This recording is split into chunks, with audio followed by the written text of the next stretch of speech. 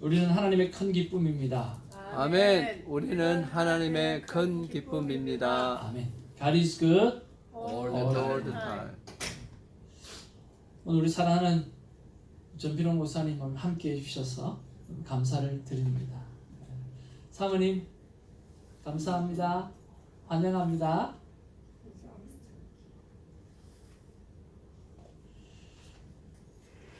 오늘 하나님의 귀한 말씀은 창세기 32장 우리 1절에서 12절까지의 말씀 나누도록 하겠습니다. 위기를 극복하는 삶에 관한 말씀과 함께 우리가 특별 새벽기도를 한 주간 올려드렸는데요. 새벽기도를 통해서 하나님께 주신 은혜를 함께 나누기를 원합니다. 한 절씩 하나님의 말씀 받기를 원합니다. 야곱이 길을 가는데 하나님의 사자들이 그를 만난지라. 야곱이 그들을 볼 때에 이르기를 이는 하나님의 군대라 하고 그 땅 이름을 마하나임이라 하였더라. 야곱이 세일 땅 에돔들에 있는 형 에스에게로 자기보다 앞서 사자들을 보내매 그들에게 명령하여 이르되 너희는 내 주 에스에게 이같이 말하라. 주의 종 야곱이 이같이 말하기를 내가 라반과 함께 거주하며 지금까지 머물러 있었사오며 내게 소와 나귀와 양떼와 노비가 있으므로 사람을 보내어 내 주께 알리고 내 주께 은혜 받기를 원하나이다 하라 하였더니 사자들이 야곱에게 돌아와 이르되 우리가 주인의 형 에스에게 이르되 그가 400명을 거느리고 주인을 만나려고 오리이다. 야곱이 심히 두렵고 답답하여 자기와 함께한 동행자와 양과 소와 낙타를 두 떼로 나누고 이르되 에스에가 한 떼를 주면 나만 한 떼는 피하라 하고 야곱이 또 이르되 내 조부 아브라함의 하나님 내 아버지 이삭의 하나님 여호와여 주께서 전에 내게 명하시기를 내 고향 내 족속에게로 돌아가라 내가 내게 은혜를 베풀리라 하셨나이다. 나는 주께서 주의 종에게 베푸신 모든 천과 모든 친사심을 조금도 감당할 수 없사오나 내가 내 지팡이만 가지고 이 요단을 건넜더니 지금은 두 때나 이루어나이다. 내가 주께 간구하오니 내 형의 손에서 에서의 손에서 나를 건져 내시옵소서. 내가 그를 두려워하면 그가 와서 나와 내 처자들을 칠까 겁이 나기 때문이다. 주께서 말씀하시되 내가 반드시 내게 은혜를 베풀어 내 씨로 바다에 셀 수 없는 모래와 같이 많게 하리라 하셨나이다. 아멘.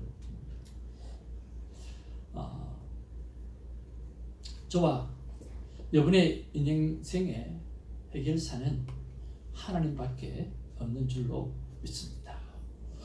우리 사랑하는 정필호 목사님께서 평생을 외쳤던 말씀이 내 인생의 주인, 내 인생의 해결자는 하나님이었다라고 하는 그 고백으로 말씀도 전하시고 삶도 살아오셨고 그리고 오늘 지금까지 또 그 하나님께서 지켜지신 줄로 믿습니다. 아멘. 아멘.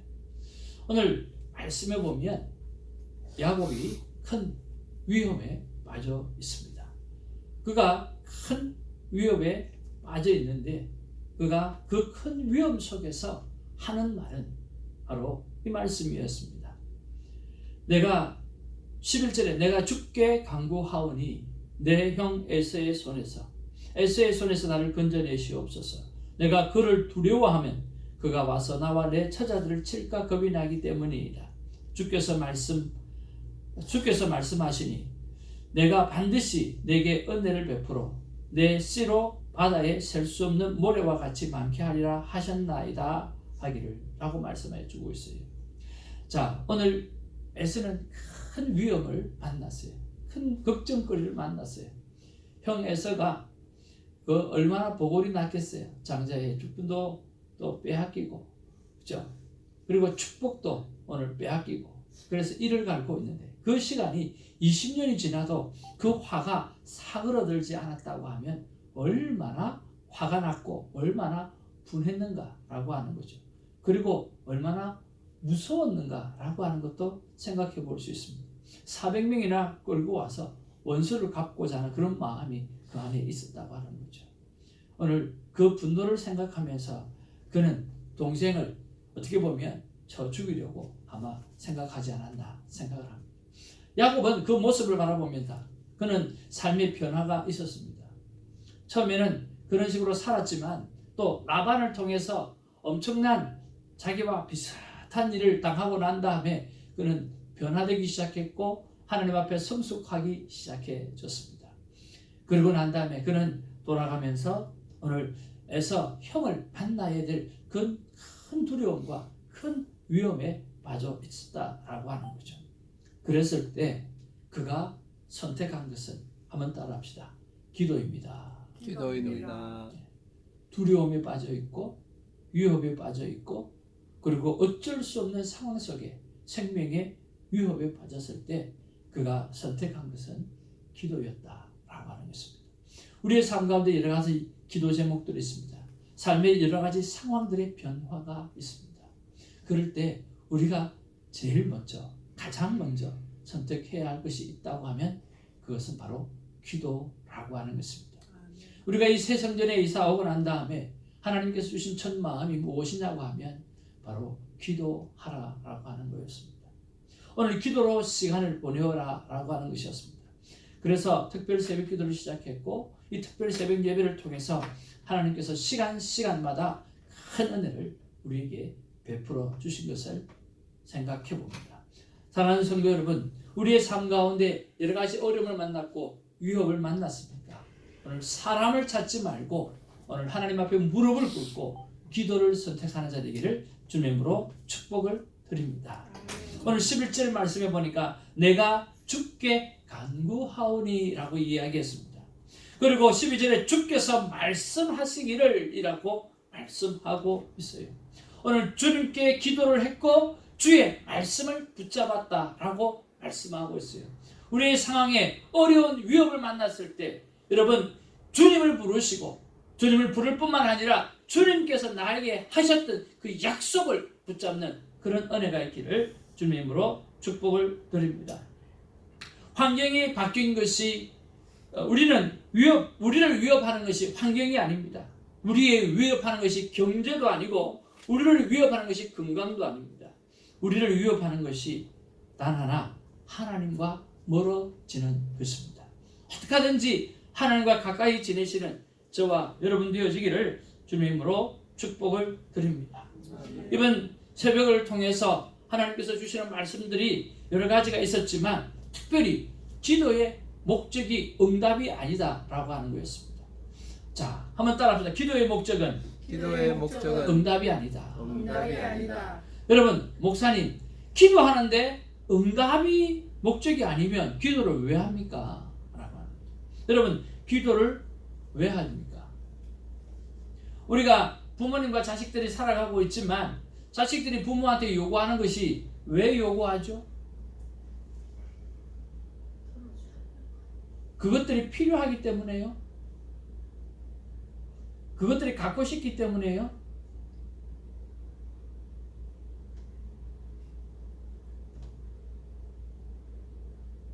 부모이기 때문에 요구를 하는 거죠. 부모와 자식이라고 하는 관계이기 때문에 요구를 하는 거예요. 만약에 나의 필요가 있는데 옆집 아저씨나 옆집 아줌마한테 가서 사달라고 때를 쓴다거나 요구한다고 하면 문제가 심각하죠. 아마 그 옆집이 부모일 수도 있습니다. 우리가 기도를 할 때 가만히 생각해 보아야 될 것이 뭐냐고 하면 내 필요를 채워주는 게 목적이 아니라 그 전제가 너무너무 중요하다는 거예요. 아버지이기 때문에 기도하는 거예요. 어머니이기 때문에 기도하는 거예요. 그러니까 기도는 응답이 목적이 아니라 기도는 오늘 관계가 목적이라고 하는 거예요. 하나님과 부모님과의 관계가 더 친밀해지는 이런 관계, 자녀와 부모와의 관계가 더 친밀해지는 게 목적이라고 하는 거죠.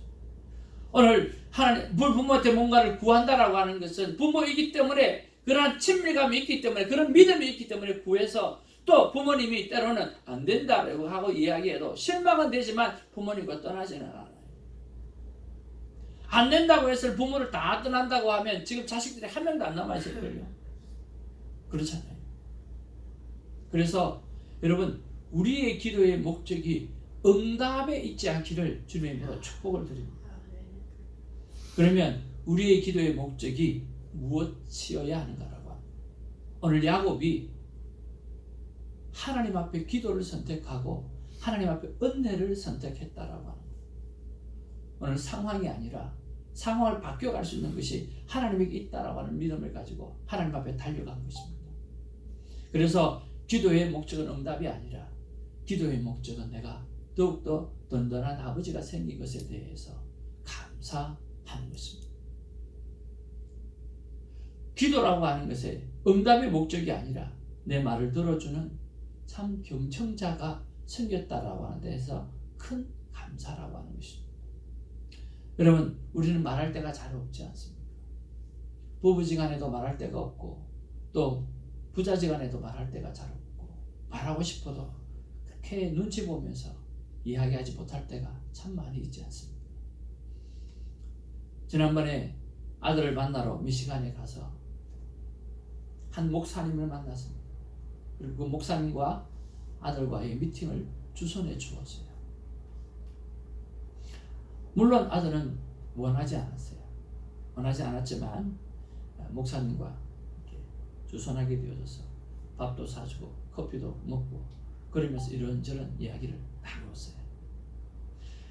그 목사님은 미국 교회를 섬기면서 이중언어를 하는 목사님이라 우리 아이한테 참 도움이 되겠다라고 하는 생각이 제 마음 가운데 참 많이 있었어요. 그렇지만 아들 그것들을 이렇게 뭘 목사님을 소개하는 걸 되게 원하지를 않아요.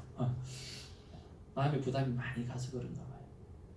그래서 또 아버지가 만나자고 하니까 만나는 주는데 그래서 이야기는 하는데 나중에 앵그가 꽉 차가 있더라고요. 그래서 목사님과 헤어지고 난 다음에 차에 딱 탔는데 첫 마디가 아빠 그렇게 하지 말라 그랬지. 그게 첫 마디였어요. 그렇게 하지 말라 그랬지. 왜 목사님을 소개하는 거야? 제가 그랬어요. 목사를 소개한 게 아니라 카스터머를 소개했다. 이 카세일즈 하지 않냐? 그러면 카스터머가 필요하지 않냐? 그 목사님이 건드리는 성도가 얼마나 많겠냐? 그러니까 카스터머를 만났다 생각해야지 목사를 만났다고 생각해. 웃기는 소리 하지 말라는 거야. 웃기는 소리 하지 말라는 거야. 아빠는 맨날 그런다는 거야. 너는 비즈니스 자세가 안 됐다. 내가 결국에는 이제 차에서 큰 소리가 났어요. 큰 소리가 나가지고 야 이 자식아, 요즘 너희들이 우리 눈치 보냐? 부모가 너희들 눈치 보지. 힘들어 죽겠다 너희들 눈치 본다고 막 그렇게 큰 소리를 쳤어. 너희들 우리 눈치 안 보잖아. 하라는 대로 하냐? 안 하잖아. 눈치 봐가면서 이야기하는 것도 못하냐? 그렇게 막 쏘아붙였어.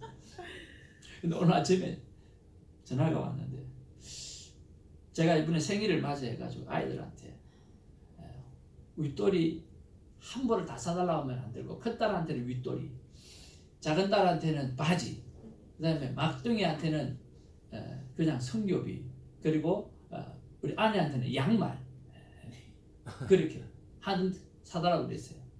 근데 거기다가 항상 성교비 플러스 옷값이 적을 수도 있고 양말 하나 얼마나 하겠어요. 성교비. 그래서 각자가 성교비 플러스 윗돌이 하나, 성교비 플러스 바지 하나 이렇게 다 보내왔어요. 근데 이 아들은 아무것도 안 보내온 거예요. 성교비도 안 보내오고 선물도 안 보내오고. 근데 오늘 아침에 자고 일어나니까 뱃모로 돈이 들어와 있는데 손교비로 딱 들어왔더라고요. 워낙 글자를 잘 써가지고 손교비가 아니고 손교비. 내 전화할 거야. 야 이거 내 손교비면 내 거냐 손교비냐 정확하게 이야기하라 그래. 아 아빠가 생일날 생일 선물로 손교비 보내달라 그랬잖냐고. 그래서 손교비 보낸 거라고 그렇게 이야기하더라고. 그래 너무 고맙다. 그래놓고 오늘 손교비뿐만 아니라 선물도 보냈다 그러더라고. 그리고 야 오늘 우리 교회 갔다 왔냐? 그랬더니 오늘 교회 갔대요. 근데 아빠 지난번에 그 만났던 목사님 있잖아요. 카스터머가 자기한테 와가지고 그렇게 잘해줘서 교회를 한번 가자고 그렇게 해서 오케이 하고 갔더니 그 교회라는 거예요. 그래서 그 목사님 교회를 만났다는 거예요. 너무 반가워서 친하게 이렇게 지냈다고 하면서 그렇게. 할렐루야.